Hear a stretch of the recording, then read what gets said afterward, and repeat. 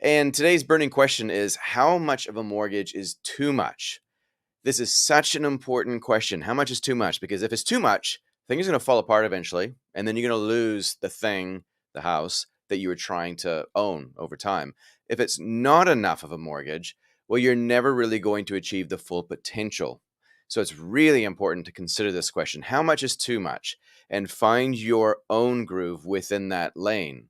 So, as a bit of context, back when I was a kid, a large mortgage, and this is going back, late 80s, a large mortgage would have been about $100,000, right? Or close to that, more or less. And we've all heard stories about what our parents thought high mortgages were and high interest rates, and they're both very different to what we get today. And it kind of made sense, though, to have mortgages like that back then because interest rates were double digits and a bottle of milk was like 20 cents. Nowadays, it's not unusual to come across people with a $1 million mortgage or much, much more than that.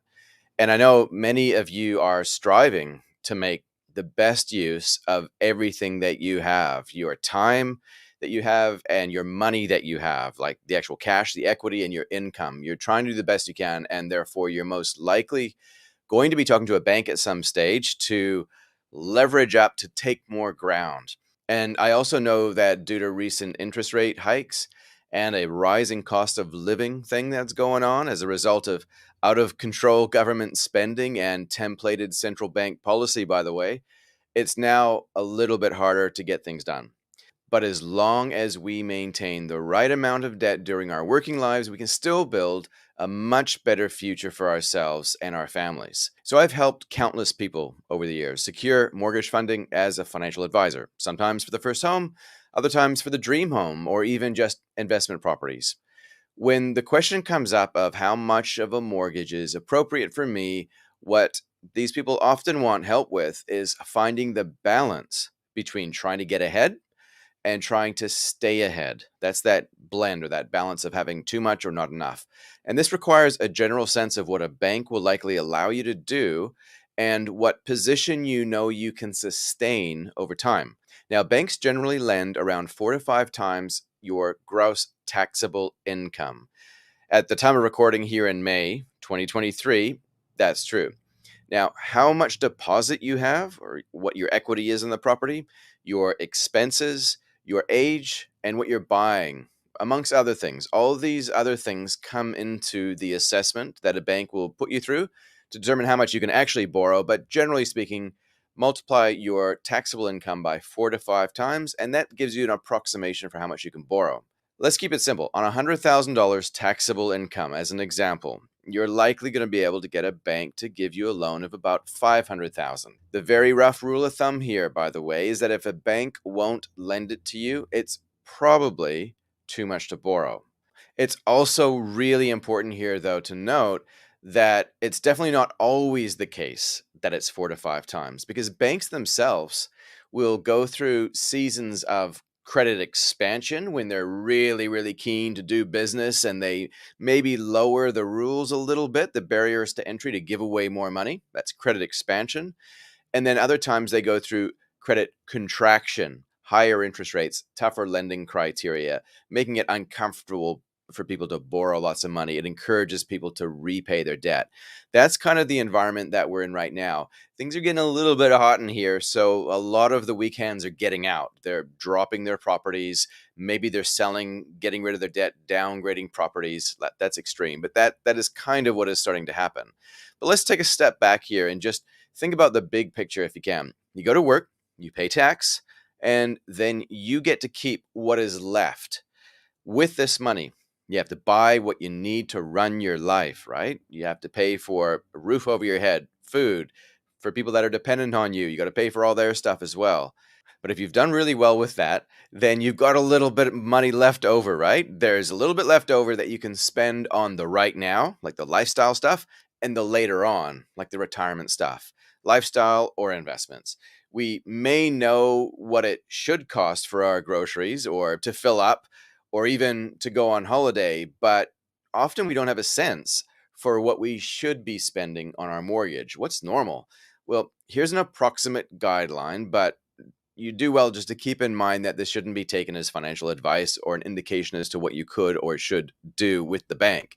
you would do well to get some advice around that. So if you're targeting, say, 30 to 40% of your gross income on your mortgage, then you're probably in that normal band of people who are in the building up phase of their lives. So if you had $100,000 of gross taxable income, then between $30,000 to $40,000 of that money would be allocated towards servicing a mortgage. Now, you should strike a balance here, though, between your lifestyle and your financial objectives, your right now and your later on. Sometimes this is easy, sometimes this is a bit more complex due to everybody's situation being different. In any given moment in time, when interest rates are high, like what they are right now, or low, like what they were just over a year ago, you may be over or under this 30 to 40% band. But all the while, that should be the acceptable range that you operate in over your entire working life. At the start, you're going to be paying mostly interest on a very large mortgage, which will feel really scary. But later on in life, as your income goes up, your mortgage payments are still really high, but the blend is now mostly on principal. You're repaying the debt far more aggressively later on. But that entire time, somewhere between 30 to 40% is the rough guideline that I'd put out there. This is all about making the most out of what you have in terms of your income, your equity, and your access to the bank's money. Interest rates and house prices will likely always go up and down like a yo-yo, but hopefully as a percentage of your taxable income, you'll stay roughly tucked nicely inside of this 30 to 40% range. This is what most people will naturally do, but often not consciously. Now you know you can do it consciously. Let's talk about interest rates, though. They can be unpredictable. So it's crucial to be prepared for the ups and downs. We've been reminded of that recently. We don't want to fall into the trap of borrowing more when rates are low and property prices are rising, and then selling off property when it starts to drop in value and rates start rising. Having a mortgage which is too large for you means that you're not able to cope with the actual change in mortgage payments should a rate change occur.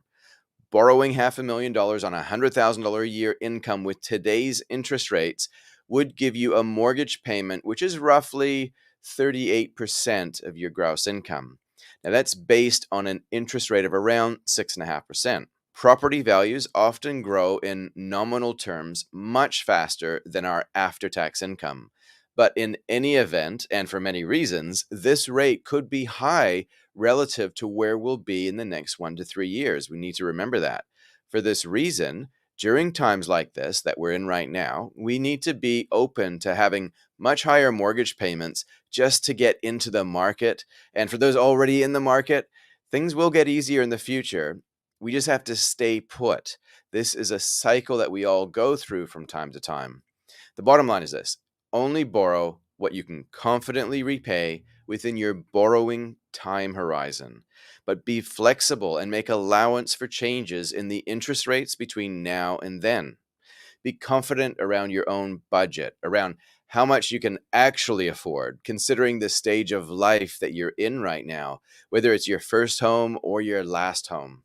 We've built a fantastic self-guided DIY online personal finance course called New Wealth Foundations. And if you haven't yet checked it out, then check it out. There's a link in the notes of this episode, and there's a special offer code. You use that offer code at checkout, you're going to get 50% off for the entire month of May. So go for it. Fill your boots. It wasn't that expensive to start with, but it's a lot cheaper now. There should be no excuses to do it.